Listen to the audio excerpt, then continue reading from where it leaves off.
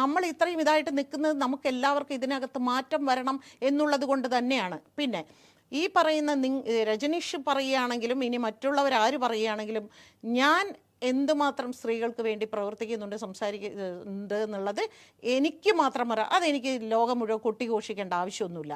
ഞാൻ അന്നും പത്രസമ്മേളനത്തും പറഞ്ഞ ഒരു കാര്യമാണ്, ഒരു ഊരും പേരും അഡ്രസ്സും അറിയാത്ത ഒരു പെണ്ണിന് വേണ്ടി ഞാൻ പത്രസമ്മേളനം നടത്തിയ ഒരാളാണ്. ആരാണെന്ന് പോലും അറിയില്ല, ആണല്ലോ. അപ്പം എനിക്കറിയാം ഞാൻ സ്ത്രീ വിരുദ്ധയാണോ ഇല്ലയോ എന്ന്. എനിക്ക് ഇത്രയേ ഉള്ളൂ.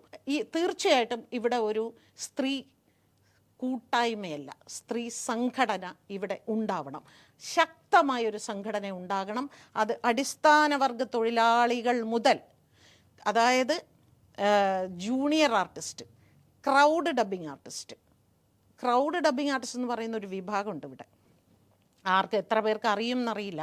ഞങ്ങളുടെ ഡബ്ബിംഗ് ആർട്ടിസ്റ്റുകൾ എത്ര പേരുണ്ടെന്നാണ് നിങ്ങൾ വിചാരിച്ചിരിക്കുന്നത്? 280-ലധികം മെമ്പേഴ്സുണ്ട്. എത്ര പേർക്കറിയാം? അവർക്ക് സ്റ്റുഡിയോയിൽ അടിസ്ഥാനപരമായിട്ടുള്ള പല അസൗകര്യങ്ങളും ഉണ്ടായിരുന്നു. ഈ ഇടക്കാലത്താണ് അതെല്ലാം നമ്മൾ പരിഹരിച്ച് സ്റ്റുഡിയോയിൽ വൃത്തിയുള്ള ബാത്റൂം വേണം. അവർ വന്നു കഴിഞ്ഞാൽ അവരെ വൈകിട്ട് 6 മണിക്ക് മുമ്പ് അവരെ പറഞ്ഞു വിടണം. ഇത്തരം കാര്യങ്ങളിലെല്ലാം നമുക്ക് ഇടപെടാൻ സാധിക്കണം. അങ്ങനെ സാധിക്കും. ഇപ്പോൾ അങ്ങനെയാണെങ്കിൽ WCC ഫോം ചെയ്തിട്ട് വർഷം എത്രയായി? ഇപ്പോൾ എത്ര വർഷമായി? 2017 ഫോം ചെയ്തു, പോട്ടെ 18 എന്ന് വെച്ചോളൂ. 18 ഫോം ചെയ്തു. ഇത്രയും വർഷമായിട്ട് എന്താണ് അടുത്ത സ്റ്റെപ്പിലേക്ക് പോയത് സംഘടനാപരമായിട്ട്?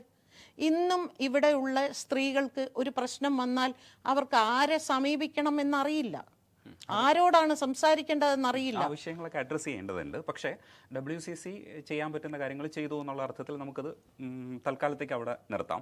മറ്റൊരു കാര്യം പറയാനുള്ളത്, ഈ കോർഡിനേറ്റ് ചെയ്യണം എന്ന് പറഞ്ഞപ്പോൾ നമ്മൾ WCC ചെയ്യാനുള്ളത് ചെയ്തു എന്ന് പറഞ്ഞങ്ങനെ ഇല്ല. അല്ല, അങ്ങനെയല്ല. അവർക്ക് ചെയ്യാൻ പറ്റിയത് ചെയ്തു. നമുക്ക് വിമർശനങ്ങളുണ്ട്. അതിനപ്പുറത്തേക്ക് ഇത് ഇല്ല. അവർക്ക് ഒരുപാട് ചെയ്യാൻ പറ്റും. കാരണം എന്താണെന്ന് വെച്ചാൽ അവർ സിനിമയിലെ നായികമാരാണ്, അവർ മാർക്കറ്റുള്ള ആർട്ടിസ്റ്റുകളാണ്, അവർ ഇവിടെ കഴിവ് തെളിയിച്ചിട്ടുള്ള നല്ല സ്വാധീനമുള്ള സ്ത്രീകളാണ് ഈ WCC മെമ്പേഴ്സ് എന്ന് പറയുന്നത് ഓരോരുത്തരും.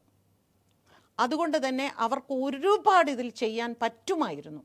പക്ഷേ അത് ഒരു തുമ്പേ അവർ പിടിച്ചിട്ടുള്ളൂ. അത് വർഷം ഇത്രയായിട്ടും. തീർച്ചയായിട്ടും ഇനിയും അവർക്ക് സമയമുണ്ട്. ഇവിടെ ഒരു വിപ്ലവം തന്നെ അവർ വിചാരിച്ചാൽ ഉണ്ടാക്കാൻ സാധിക്കും. ഞാൻ അതിൻ്റെ ഭാഗമായിരിക്കില്ലെങ്കിൽ കൂടി ഞാൻ അന്ന് അവരെ സപ്പോർട്ട് ചെയ്യും, ഉറപ്പായിട്ടും ഞാൻ സപ്പോർട്ട് ചെയ്യും. അന്ന് അമ്മയെയും സപ്പോർട്ട് ചെയ്യില്ല, ഫെഫ്കയും സപ്പോർട്ട് ചെയ്യില്ല, ആരെയും സപ്പോർട്ട് ചെയ്യില്ല. പക്ഷെ അവരുടെ പ്രവൃത്തി അടിസ്ഥാന വർഗ തൊഴിലാളികൾക്ക് ഉൾപ്പെടെ ആയിരിക്കണം, അതിനു വേണ്ടിയായിരിക്കണം. അങ്ങനെ ഒരു സംഘടനാ സംവിധാനത്തിലേക്ക് വരുന്നതിനെ കുറിച്ച് WCCക്ക് അകത്ത് തന്നെ സംസാരം നടക്കുന്നുണ്ട്. ഇത് കോർഡിനേറ്റ് ചെയ്യുന്നതിനെ കുറിച്ച് സംസാരിക്കുന്ന സമയത്തൊക്കെ ഇപ്പോൾ ലാലേട്ടനും മമ്മൂക്കയൊക്കെ ഇതിൻ്റെ പ്രതികരണങ്ങൾ നടത്തിയതിൽ ലാലേട്ടനാണ് മാധ്യമങ്ങൾക്ക് മുമ്പിൽ വന്ന് സംസാരിച്ചത്. പക്ഷേ ഈ സംസാരത്തിനകത്ത് വരുന്ന ക്ലാരിറ്റി ഇല്ലായ്മ, ഇല്ലെങ്കിൽ എന്താണ് ചെയ്യേണ്ടതിനെ കുറിച്ചുള്ളൊരു ധാരണയില്ലായ്മ, അത്രയും പവർ പൊസിഷനിൽ നിൽക്കുന്ന എന്ന് നമ്മൾ കരുതുന്ന ഇതിനെയൊക്കെ നിയന്ത്രിക്കാൻ, ഇല്ലെങ്കിൽ ലാലേട്ടൻ തന്നെ അമ്മയിൽ വന്നിരുന്നു കഴിഞ്ഞാൽ അതിന് സംഘടിത രൂപം വരും. കാരണം അതിന് ചുറ്റും ആൾക്കാർ വന്ന് കൂടും. അതാണ് ആ ഒരു പൊസിഷൻ്റെയും ആ സ്റ്റാർഡത്തിൻ്റെയും ഗുണമെന്ന് പറയുന്നത്. ആ ഗുണം വെച്ചിട്ട് രണ്ടുപേർക്കും പ്രതികരിക്കാവുന്ന സ്ഥലങ്ങളിൽ അത്ര നന്നായിട്ട് പ്രതികരിച്ചിട്ടില്ല എന്നുള്ളൊരു അഭിപ്രായം പൊതുസമൂഹത്തിനുണ്ട്. അതിനെ എങ്ങനെയാണ് അഡ്രസ്സ് ചെയ്യുന്നത്? തീർച്ചയായിട്ടും അതിനോട് ഞാനും പൂർണ്ണമായും യോജിക്കുന്നു. അവർ വളരെ ശക്തമായിട്ട്, അതായത് അത്രയും സ്വാധീനമുള്ള ഈ മേഖലയെ ഭരിക്കുന്നവരാണ് എന്ന് തന്നെ ഞാൻ പറയും. അവർ വിചാരിച്ചിരുന്നെങ്കിൽ തീർച്ചയായിട്ടും ഒരുപാട് വിഷയങ്ങൾ വളരെ ഭംഗിയായിട്ട് അവർക്ക് തീർക്കാൻ സാധിക്കുമായിരുന്നു. അത് അവരുടെ ഭാഗത്ത് നിന്നുണ്ടായ വീഴ്ച തന്നെയാണ്. ഇത് പലപ്പോഴും ഞാൻ പല വിഷയത്തിലും ശ്രദ്ധിച്ചിട്ടുണ്ട്.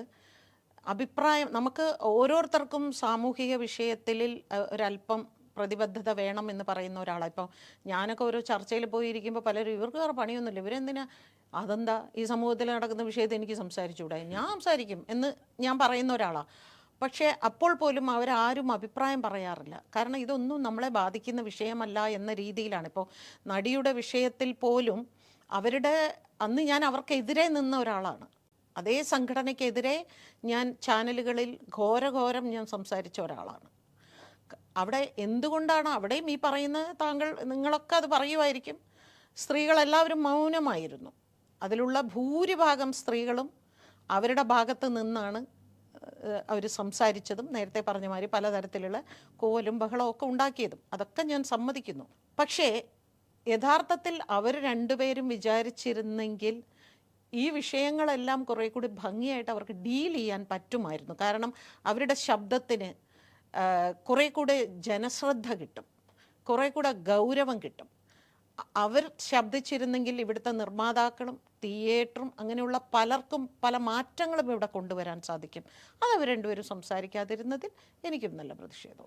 ബാക്കിയുള്ളത് ഇപ്പോൾ ഫെഫ്കയുടെ ഭാഗത്ത് നിന്ന് ആദ്യം വന്ന ഹേമ കമ്മിറ്റി റിപ്പോർട്ട് വന്ന സമയത്ത് ഉണ്ടാക്കേണ്ട അഭിപ്രായ രൂപീകരണത്തെക്കുറിച്ച് ഇറക്കിയ കുറിപ്പിൽ പറയുന്ന വിഷയത്തിൽ ഒന്നെന്ന് പറയുന്നത്, ഇത് എത്ര പേരാണ് നമ്മുടെ സംഘടനയിൽ നിന്ന് ഹേമ കമ്മിറ്റിയിൽ പോയി സംസാരിച്ചത്, ഈ വിവരങ്ങൾ നമ്മൾ കൃത്യമായിട്ട് കളക്ട് ചെയ്യണം. ഈ വിവരങ്ങൾ കളക്ട് ചെയ്യണമെന്ന് പറയുമ്പോൾ ഒരു സംഘടന ഇതിനെക്കുറിച്ച് ആ സമയത്ത് സംസാരിക്കുമ്പോൾ, അതായത് റിപ്പോർട്ട് പുറത്തു വന്നതിന് ശേഷം സംസാരിക്കുമ്പോൾ, ഇത് ആ ഡാറ്റ ഉപയോഗിക്കപ്പെടുന്നത് പിന്നീട് ഈ ഹേമ കമ്മിറ്റിയുടെ ആധികാരികതയോ അല്ലെങ്കിൽ ഹേമ കമ്മിറ്റിയുടെ ദൗർബല്യമോ ഒക്കെ കാണിക്കാൻ വേണ്ടിയിട്ടാണ്.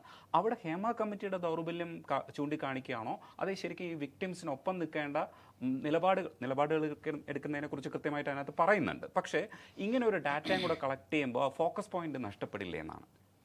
അല്ല, ഫെഫ്ക വിക്ടിംസിൻ്റെ കൂടെ നിന്നിട്ടില്ല എന്നൊന്നും പറയാൻ പറ്റില്ല. കാരണം വിക്ടിംസിന് എതിരായിട്ടൊന്നും പറഞ്ഞിട്ടില്ല, അക്യൂസ്ഡിനെ സപ്പോർട്ട് ചെയ്തും ഒന്നും പറഞ്ഞിട്ടില്ല, നിശബ്ദമായിരുന്നു എന്നതാണ്. പിന്നെ ഞാൻ ഈ പറയുന്ന മാതിരി അതിൻ്റെ കമ്മിറ്റിയിലൊരു മെമ്പറാണെങ്കിൽ തീർച്ചയായിട്ടും എന്താണ് അവിടെ മീറ്റിങ്ങിൽ സംസാരിക്കുന്നതെന്ന് എനിക്കറിയാൻ സാധിക്കും.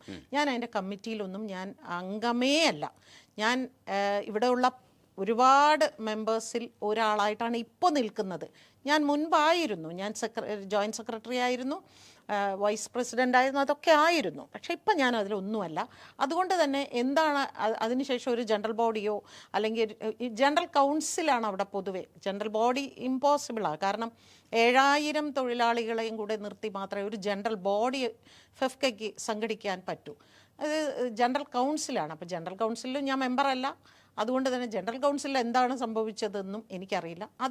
അതിൻ്റെ ഭാരവാഹികൾ പറയേണ്ട ഉത്തരമാണ്. പക്ഷേ അതിനോട് ഒപ്പം ചേർക്കേണ്ട ആഷിഖ് അബു പറഞ്ഞ കമൻറ്റും ഫെഫ്കയെക്കുറിച്ച് കമൻറ്റും പറഞ്ഞു.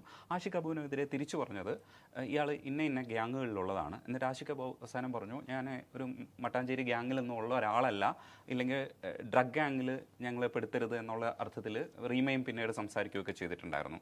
ഈ വിഷയത്തിൽ ഡ്രഗ് മാഫിയയെക്കുറിച്ചോ ഇല്ലെങ്കിൽ ഡ്രഗിൻ്റെ ഒരു സ്വാധീനത്തെക്കുറിച്ചോ മലയാള സിനിമയെക്കുറിച്ച് കുറച്ച് കാലമായിട്ട് സംസാരിക്കുന്നുണ്ട്. ഇത് ഏതെങ്കിലും തരത്തിലുള്ള വെറും ആക്ഷേപങ്ങളാണോ, ഏതെങ്കിലും ഗ്രൂപ്പിനെ തകർക്കാൻ വേണ്ടിയിട്ടുള്ള ആക്ഷേപങ്ങളാണോ? ഇതിൻ്റെ ഉള്ളെന്താണ് ശരിക്കും? ഉള്ളിൽ എന്താണ് സംഭവിക്കണേ? നിർമ്മാതാക്കളുടെ ഭാഗത്ത് നിന്ന് പലപ്പോഴും ഇരുന്ന് സംസാരിക്കുന്നതാണ് ഞാൻ കേട്ടിട്ടുള്ളത്. ഭയങ്കരമായിട്ട് ഡ്രഗ്സ് ഇതിനുള്ളിൽ കിടന്ന് കളിക്കുന്നുണ്ട് എന്നുള്ളത് നിർമ്മാതാക്കൾ പൊതുവേ ഒരു പരാതിയായി പറഞ്ഞ് കേട്ടിട്ടുണ്ട്. പക്ഷേ എന്നിട്ടും അതിനെതിരെ രംഗത്തിറങ്ങാത്തത് അവർക്ക് അവരുടെ സിനിമകൾ വിൽക്കണം, സിനിമ നടക്കണം എന്നുള്ളത് കൊണ്ടാണ്. ഒരു ഗൗരവമായിട്ട് പലപ്പോഴും പലരും എടുക്കാത്തതിൻ്റെ ഒരു ഭവിഷ്യത്ത് തന്നെയാണ്. അത് ഉണ്ട് എന്നുള്ളതിൽ 100% അത് ഉള്ള കാര്യം തന്നെയാണ്. അതില്ലെന്ന് പറഞ്ഞാൽ സമ്മതിക്കുമെന്ന്. ഉള്ളിൽ നിൽക്കുന്നവർക്കാണ് ഇത് പറയാൻ കഴിയുക. ഇപ്പോൾ ഭാഗ്യലക്ഷ്മിക്ക് അതെങ്ങനെയാണ് ഫീൽ ചെയ്തതെന്ന് പറയാമോ? നിർമ്മാതാക്കൾ അനുഭവിച്ച ബുദ്ധിമുട്ടുകളാണ് അവർ പറയുന്നത്. ഇപ്പോൾ ആർട്ടിസ്റ്റുകൾ, ചില ആർട്ടിസ്റ്റുകൾ, എല്ലാവരെയുമല്ല, ചില വിരലിലെണ്ണാവുന്ന ചില ആർട്ടിസ്റ്റുകൾ, അവർ ഈ പറയുന്ന അവരുടെ കാരവാനകത്ത് ചെല്ലുമ്പോൾ നമ്മൾ ആകാശത്ത് മേഘക്കൂട്ടങ്ങളുടെ ഇടയിൽ പോയി ചെന്ന് വീണ പോലെ തോന്നാറുണ്ട്. അവരുടെ മുറികളിൽ ഇങ്ങനെയൊക്കെ പലതും ആളുകൾ പറഞ്ഞ് ഞാൻ കേട്ടിട്ടുണ്ട്. എനിക്ക് ഷൂട്ടിംഗ് ലൊക്കേഷനിൽ പോകേണ്ട ഒരു ആവശ്യമില്ലാത്തത് കൊണ്ട് ഞാനിത് കണ്ടിട്ടില്ല. പക്ഷേ ഇങ്ങനെ സാധാരണ നിർമ്മാതാക്കൾ, അതായത് വലിയ ഈ പറയുന്ന നിങ്ങളൊക്കെ പറയുന്ന പ്രമുഖർ, അങ്ങനത്തെ ആൾക്കാരല്ല, സാധാരണ ചില സിനിമകൾ ഇങ്ങനെ വർഷങ്ങളോളം നീണ്ടു പോകുന്നുണ്ട് പലരുടെയും. അപ്പോൾ അവർ പറയുന്നത് ഞാൻ കേട്ടിട്ടുണ്ട്. അത്രേ എനിക്കറിയാം.